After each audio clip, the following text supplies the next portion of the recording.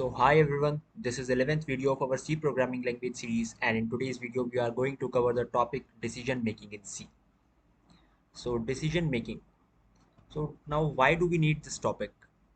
For example, consider करते हैं कि आपके पास एक बकेट है, राइट? बकेट है या फिर एक बॉल है. Late consider a ball. Okay, right, ठीक. अब आपके पास एक बॉल है, ये रही आपकी बॉल. और फॉर एग्जांपल इसमें कुछ नंबर्स हैं, या कंसिडर कर लेते हैं कि एक सर्कल है और इसमें कुछ नंबर्स हैं, जैसे 1, 2 और 4, 5 एंड 6, राइट. और अब मैं आपसे कहूँ कि आपको इसमें बताना है कि इवन नंबर्स कौन से हैं, है ना. अब आपको इस बॉल में से इवन नंबर्स को फाइंड आउट करना है. तो अब आपके लिए तो ये बहुत इजी वर्क होगा. ठीक है, आप बता देंगे इसमें 2 इवन है, 4 इवन है, 6 इवन है एंड 8 इवन है, क्योंकि आपको ये पता है. लेकिन अगर यही काम हम प्रोग्राम को दे करने के लिए, तो वो इस काम को कैसे करेगा? अब इस केस में उसके लिए कंडीशन आनी पड़ेगी. इस केस में उसके लिए कंडीशन लगानी पड़ेगी कि अगर वो प्रोग्राम या फिर वो नंबर जो 2 से डिवाइड हो सकता है वो इवन नंबर होता है. तो यानी आप उसे कंडीशन दे रहे हैं. मतलब हम इसमें कंडीशन दे देंगे कि अगर हमारा नंबर 2 से डिवाइड होने के बाद जीरो रिमाइंडर दे रहा है, इसका मतलब वो 2 से डिविजिबल है. और अगर जो नंबर 2 से डिविजिबल होता है वो इवन नंबर होता है, ये हम सभी को पता है. तो प्रोग्राम में भी हम सेम यही कंडीशन अप्लाई करेंगे. हम यही कंडीशन उसको दे देंगे कि अगर वो कोई भी नंबर जो इस कंडीशन को सेटिस्फाई करता है वो इवन नंबर होगा. ठीक है. तो जब भी हमारे पास कहीं इस तरह के केसेस आ जाते हैं कि हमें एक डिसीजन बनाना है, तो वहां हम यूज करते हैं डिसीजन मेकिंग का. ठीक है. तो हमारे पास सी लैंग्वेज में काफी सारे डिसीजन मेकिंग होते हैं, लेकिन आज के पार्ट में हम डिस्कस करेंगे if statement, if else statement and if else statement, right. तो सबसे पहले हम बात करते हैं इफ स्टेटमेंट की. ठीक है. तो पहले डिसीजन मेकिंग का एक फ्लो डायग्राम देख लेते हैं. आप देख सकते हैं कि यहाँ पर एक कंडीशन दे दी आपने. ठीक है. और अगर ये कंडीशन फॉल्स है तो ये प्रोग्राम सीधे एंड हो रहा है. और अगर ये कंडीशन ट्रू है, if this condition is true, तो ये वाला ब्लॉक ऑफ कोड रन कर रहा है. ठीक है. तो पहले स्टार्ट करते हैं इफ स्टेटमेंट से. तो इफ स्टेटमेंट में आप सिंटेक्स को देख सकते हैं, या पहले आप इसके स्टेटमेंट को देख लीजिए. देख that an if statement consist of a Boolean expression followed by one or more statement. यानी आपके पास ये इफ स्टेटमेंट है और इन ब्रैकेट्स में आप वो बूलियन एक्सप्रेशन देते हैं, यानी आपकी जो भी कंडीशन है आप वो देते हैं. ठीक है. और अगर वो स्टेटमेंट ट्रू है, यानी वो कंडीशन अगर सही है, तो ये वाला जो हमारा कंडीशन है, यानी ये वाला जो स्टेटमेंट है जो कर्ली ब्रेसेस के अंदर है, वो रन होता है, यानी वो एग्जीक्यूट होगा. ठीक. अब इसको फ्लो डायग्राम की हेल्प से देखते हैं कि बिफोर इफ स्टेटमेंट, यानी इफ कंडीशन, पहले हम यहाँ पर कंडीशन देंगे और अगर वो कंडीशन ट्रू है तो हमारा ये वाला कोड वर्क करेगा. और अगर वो कंडीशन फॉल्स होती है तो ये आफ्टर इफ स्टेटमेंट, यानी उसके बाद जो हमने कोड लिख रखा है वो वर्क करेगा. यानी वो इस ब्लॉक ऑफ कोड में आएगा ही नहीं अगर ये कंडीशन फॉल्स है. यानी अगर ये कंडीशन ट्रू हो जाती है, फॉर एग्जाम्पल अगर आपने यहाँ पे जो भी कंडीशन दी है, लेट सपोज कि आपके पास नंबर है 8, और अगर वो 2 से डिवाइड होने पर, रिमाइंडर देता है 0, यानी वो 2 से डिविजिबल है, यानी वो इवन नंबर है. ठीक है. अगर वो 8 डिवाइड होने के बाद 0 दे रहा है तो वो इवन नंबर है. तो ये वाली जो कंडीशन है, ये जो ब्रैकेट है, राइट, ये चलेंगे, यानी ये एग्जीक्यूट होंगे, ये वर्क करेंगे. और अगर यही कंडीशन फॉल्स हो जाती है, फॉर एग्जांपल अगर ये 8 की जगह यहाँ पर कोई और नंबर होता, फॉर एग्जांपल अगर ये 7 होता, राइट, इसी को ओवरराइट कर देते हैं, अगर ये 7 होता तो फिर ये कंडीशन फॉल्स हो जाती, गलत, एकदम फॉल्स हो जाती, तो फिर ये वाला जो ब्लॉक है ये वर्क नहीं करता. लेकिन अगर ये वाली कंडीशन ट्रू है तो ये जो ब्लॉक है कोड का ये वर्क करेगा. और अगर ये गलत होती है तो वर्क नहीं करेगा. बहुत सिंपल सी चीज़ है. ठीक है. तो अब आते हैं इफ एल्स स्टेटमेंट पे. ठीक है. तो इफ एल्स स्टेटमेंट को देखते हैं कि अभी पहले इफ स्टेटमेंट में क्या था कि अगर आपकी ये कंडीशन ट्रू है तो ये वाला कोड वर्क करेगा, और अगर फॉल्स है तो ये वर्क नहीं करेगा. सिर्फ इतना था. लेकिन इफ एल्स स्टेटमेंट में क्या होता है कि अगर आपका ये वाला कोड, यानी ये वाला जो एक्सप्रेशन है ये ट्रू है, अगर ये ट्रू होता है तो ये वाला कोड वर्क करेगा, राइट. अगर ये वाला एक्सप्रेशन गलत भी हो जाता है, अगर ये गलत भी हो रहा है, तो उस केस में हमारा एल्स वर्क करता है, राइट। तो इफ एल्स में यही होता है कि अगर कंडीशन ट्रू है तो इफ वाली स्टेटमेंट वर्क करेगी, और अगर कंडीशन फॉल्स है तो कोई चिंता की बात नहीं है, एल्स वाली स्टेटमेंट है वो वर्क करेगी, राइट। तो अभी इसको एक फ्लो डायग्राम की हेल्प से समझते हैं। टेस्ट एक्सप्रेशन ये रहा आपका, और अगर ये कंडीशन फॉल्स है तो बॉडी ऑफ एल्स वर्क करेगा, और अगर ये कंडीशन ट्रू होती है तो बॉडी ऑफ इफ, राइट। मतलब यहाँ पर हम एक कह सकते हैं बैकअप लेके चल रहे हैं कि अगर कंडीशन गलत भी होती है, गलत भी हो जाती है कंडीशन, तो कोई चिंता की बात नहीं है, एल्स वाला जो कोड है वो वर्क करेगा। लेकिन इफ स्टेटमेंट में ऐसा कुछ भी नहीं था, ठीक है। इफ एल्स में एल्स की वजह से अगर कंडीशन गलत भी हो रही है तो एल्स वाला स्टेटमेंट वर्क करेगा वहाँ पर, ठीक है। अगर एग्जाम्पल लें तो अगर 8 2 से डिवाइड हो सकता है तो यानी वो इवन नंबर है, राइट। तो ये वाली कंडीशन ट्रू हो जाएगी इफ की, तो वो वर्क करेगा। लेकिन अगर 8 के बजाय 7 आ जाए, अगर 7 डिवाइड करें 2 से, तो हमारा रिमाइंडर 0 नहीं आता है, यानी वो ओड नंबर हो गया, राइट। और ओड नंबर है तो इफ वाली कंडीशन में वो सेटिस्फाई नहीं कर रहा है, यानी ये गलत हो रहा है। तो उस केस में एल्स में हमने जो भी ब्लॉक ऑफ कोड लिख रखा होगा वो वर्क करेगा। आई होप आपको यहाँ तक क्लियर हो रहा होगा। तो अब थर्ड पर आते हैं, इफ एल्स स्टेटमेंट। अब इफ एल्स स्टेटमेंट क्यों यूज करते हैं?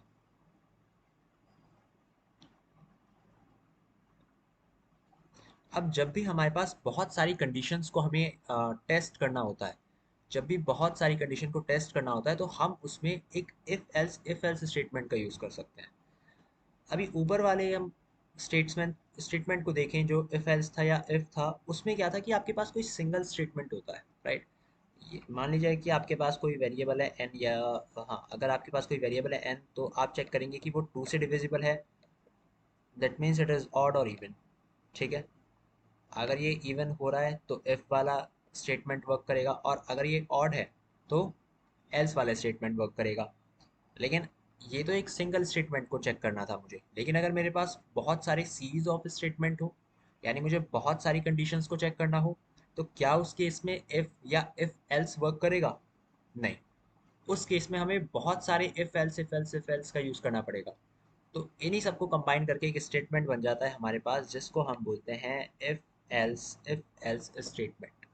आप इसका सिंटेक्स भी देख सकते हैं, if else if sorry if else, ठीक है। यानी आपने इफ से स्टार्ट किया, ठीक।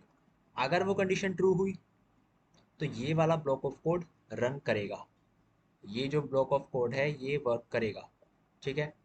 और अगर ये स्टेटमेंट फॉल्स भी होता है तो एल्स इफ स्टेटमेंट है। लेकिन एल्स इफ स्टेटमेंट में इस बार हमने एक कंडीशन गिवन है, मतलब इस बार हमने एक कंडीशन यहाँ पर दे रखी है। अगर आप ऊपर में वाले में चेक करें, जैसे इफ एल्स में चेक करें, तो यहाँ पर कोई भी कंडीशन गिवन नहीं थी, यानी हम एल्स में कोई भी कंडीशन को चेक नहीं करते हैं। सिर्फ हम इफ में ही चेक करते हैं, लेकिन एल्स में हमने कोई भी कंडीशन चेक नहीं करी है, राइट। और अगर हम बात करें इफ एल्स की, तो हमने हर एक एक्सप्रेशन में आप देख सकते हैं, यानी हर एक लाइन में देख सकते हैं आप, कि हमने कोई ना कोई कंडीशन यहाँ पर प्रोग्राम में दे रखी है ताकि वो चेक हो सके, ठीक है। अगर ये कंडीशन ट्रू होती है, अगर मैं फर्स्ट से बात करूँ इफ से, अगर ये कंडीशन ट्रू है तो ये ब्लॉक ऑफ कोड वर्क करेगा, और अगर ये कंडीशन फॉल्स है तो ये कोड ऑफ ब्लॉक वर्क नहीं करेगा। फिर हम आते हैं सेकंड पर, एल्स इफ पर। अगर ये कंडीशन ट्रू है तो ये वाला कोड वर्क करेगा, अगर कंडीशन फॉल्स है तो कोड वर्क नहीं करेगा। थर्ड पर आते हैं तो वहाँ भी हमने एक कंडीशन दे रखी है, क्योंकि हमें काफ़ी सारी कंडीशंस को चेक करना है, इसलिए हमने हर एक स्टेप में कंडीशन दे रखी है। लास्ट में हम ऐसा करते करते आ जाएंगे एल्स पर, राइट। और एल्स में आप देख सकते हैं यहाँ पर हमने कोई भी कंडीशन नहीं दे रखी है, क्योंकि अब हमें किसी कंडीशन को गिवन, मतलब किसी कंडीशन को देने की ज़रूरत ही नहीं है। अब हमें यहाँ पर किसी भी कंडीशन को देने की ज़रूरत नहीं है, राइट। तो एक बार दोबारा से इसको जल्दी से समराइज कर लेते हैं, डिसीजन मेकिंग स्टेटमेंट अब हमें क्यों ज़रूरत पड़ी इसकी। एक बार दोबारा से समझ लेते हैं इसको। भाई फॉर एग्जांपल आपके पास एक सर्कल है, उसमें आपके पास कुछ नंबर है 1 2 3 4 5 6 8, और अगर मैं आपसे कहूँ कि आपको इवन नंबर्स को फाइंड आउट करना है, राइट। अगर आपको इवन नंबर्स को फाइंड आउट करना है तो आप आसानी से बता देंगे कि इसमें इवन नंबर है 2 4 6 8, कैसे बताया, क्योंकि जो नंबर्स 2 से डिवाइड हो सके वो सब इवन होता है, ये हमें अच्छे से पता है। सो इस वजह से हमने बहुत ही इजीली इनको कैटेगराइज कर लिया कि इसमें से कौन से ऑड नंबर्स है और कौन से इवन नंबर्स हैं। बट अगर यही काम हम प्रोग्राम को करने के लिए दें तो हमें यहाँ पर एक कंडीशन देनी पड़ेगी उसके साथ, ठीक है। अब यहीं पर आती है हमारी डिसीजन मेकिंग स्टेटमेंट्स, यानी अब प्रोग्राम को खुद डिसाइड करना है, अब प्रोग्राम को खुद डिसाइड करना है कि कौन सा इवन है कौन सा नंबर ऑड है। और वो डिसाइड कैसे करेगा, उसके लिए हम उसे एक कंडीशन देंगे, राइट। अब प्रोग्राम को जब भी खुद डिसाइड करना होता है कि क्या चीज़ किस चीज़ में मैं अब जब भी प्रोग्राम को खुद डिसाइड करने वाली कोई भी चीज़ आती है, कोई भी प्रोग्राम जब खुद को डिसाइड करता है तो वहाँ पर हम यूज़ करते हैं इफ़ एल्स और एल्स इफ जैसे स्टेटमेंट्स का, राइट।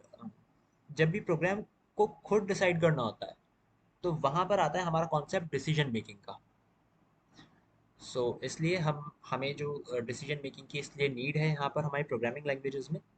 और अब हम कुछ डिसीजन मेकिंग स्टेटमेंट्स को यहाँ पर डिस्कस करा था, उसको जल्दी से समराइज कर लेते हैं। ये पार्ट वन है तो इसमें अभी हमने सब कुछ कवर नहीं करा है, पार्ट टू में हम पूरा कवर करेंगे इसको। सो अभी डिसीजन मेकिंग स्टेटमेंट पहले आप यहाँ देख सकते हैं कि अगर कंडीशन ट्रू है, क्योंकि हमें डिसीजन मेकिंग वो कैसे करेगा जब हम उसको कंडीशन देंगे, राइट। हमें उसे कंडीशन देनी पड़ेगी तब वो डिसाइड करेगा प्रोग्राम। तो यहाँ पर कंडीशन देंगे, अगर वो कंडीशन सेटिस्फाई है, यानी अगर वो कंडीशन सेटिस्फाई करता है, अगर कंडीशन ट्रू है तो ये ब्लॉक ऑफ कोड रन करेगा। और अगर कंडीशन फॉल्स होती है तो ये वाला जो ब्लॉक ऑफ कोड है ये वर्क नहीं करेगा, सीधा प्रोग्राम एंड हो रहा है, ठीक है। अब हमने फर्स्ट जो हमारा स्टेटमेंट था वो था इफ स्टेटमेंट। इफ स्टेटमेंट हमारा बहुत सिंपल होता है, हम उसमें सिंपली एक बुलियन एक्सप्रेशन देते हैं या जो भी कंडीशन हमें चेक करानी होती है वो हम इन ब्रैकेट्स के अंदर लिखते हैं। और अगर वो कंडीशन ट्रू होती है, यानी अगर वो कंडीशन ट्रू है, तो अब प्रोग्राम इस वाले स्टेटमेंट को वर्क करेगा, यानी अब प्रोग्राम इस वाले स्टेटमेंट पर आ जाएगा। और इसको आप एक फ्लो डायग्राम से भी समझ सकते हैं कि ये इफ कंडीशन है, अगर ये ट्रू होता है तो ये वाला जो कोड ब्लॉक है वो वर्क करेगा, और अगर ये फॉल्स है तो जो आफ्टर इफ स्टेटमेंट जो भी हमने कोड लिख रखा होगा वो काम करेगा, यानी वो इस पर आएगा ही नहीं, इस वाले ब्लॉक ऑफ कोड पर आएगा ही नहीं अगर वो फॉल्स होता है।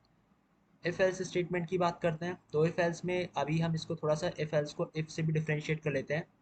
अब इफ स्टेटमेंट में क्या था कि आपने सिर्फ एक कंडीशन दे दी, ठीक है। अगर वो कंडीशन ट्रू है तो ये वाला ब्लॉक ऑफ कोड वर्क कर रहा है, अगर वो कंडीशन फॉल्स है तो कुछ नहीं, जो उसके बाद है वो हो रहा है। लेकिन अगर वो इफ एल्स है, ठीक है, इफ एल्स में क्या होता है कि ये वाला कोड ऑफ ब्लॉक ट्रू है तो ये वाली जो कंडीशन है वो एग्जीक्यूट करेगी, मतलब ये वाला जो डिसीजन है वो चलेगा। लेकिन अगर एल्स का यूज़ कर रहे हैं तो हम उसमें कोई सेकंड डिसीजन भी दे सकते हैं, राइट। हम एल्स की हेल्प से कोई सेकंड डिसीजन भी दे सकते हैं कि इफ में तो क्या था कि अगर कंडीशन ट्रू है तो ही वो डिसीजन प्रिंट हो रहा है, राइट। और अगर एल्स में हम बात करें, इफ एल्स की बात करें, तो अगर वो कंडीशन फॉल्स भी है तो कोई बात नहीं, हमें कोई दूसरा डिसीजन प्रिंट कराना हो तो वो हम एल्स में करा सकते हैं। आई होप आपको ये क्लियर हो रहा होगा, बाकी हम इसको प्रोग्राम से भी समझेंगे नेक्स्ट वीडियो में।